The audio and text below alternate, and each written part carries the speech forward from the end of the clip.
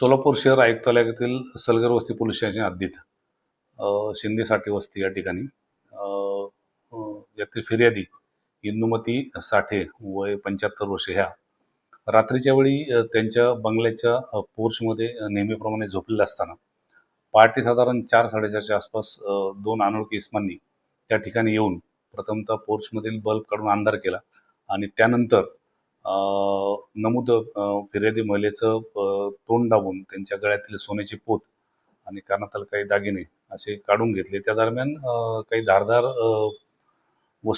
धारदार हत्याराने त्यांच्या गालावरती वार केल्यामुळे त्या जखमी झाल्या होत्या. सदर गुन्ह्याची माहिती मिळताच तात्काळ माननीय पोलीस आयुक्त सोलापूर शहर यांच्या आदेशाने आम्ही गुन्हे शाखेच्या टीम तयार करून त्या गुन्ह्यामध्ये तांत्रिक तपास तसेच खबऱ्यांच्याद्वारे आरोपीबाबत माहिती प्राप्त करण्याचा आटोकाट प्रयत्न केला. त्यामध्ये तांत्रिक तपासामध्ये 2 इसम घटनास्थळापासून काही अंतरावरती संशयास्पद रीतीत फिरत असल्याचे आम्हाला निष्पन्न झाले.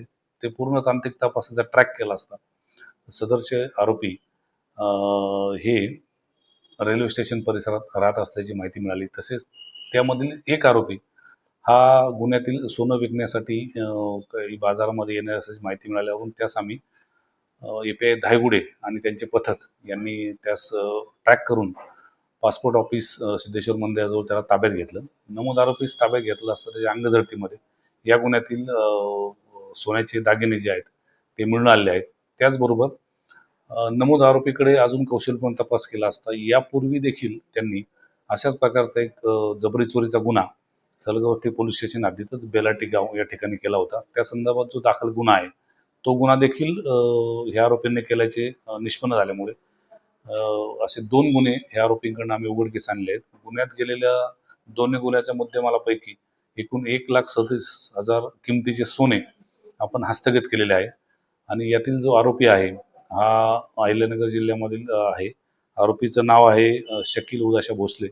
कोळगाव म्हणून गाव आहे, त्या गावातील एक आरोपी आहेत. इतर एक आरोपी जो ह्याचा साथीदार आहे त्याला देखील आम्ही शोध चालू आहे, त्याचा लवकरात लवकर अटक करून घेऊया.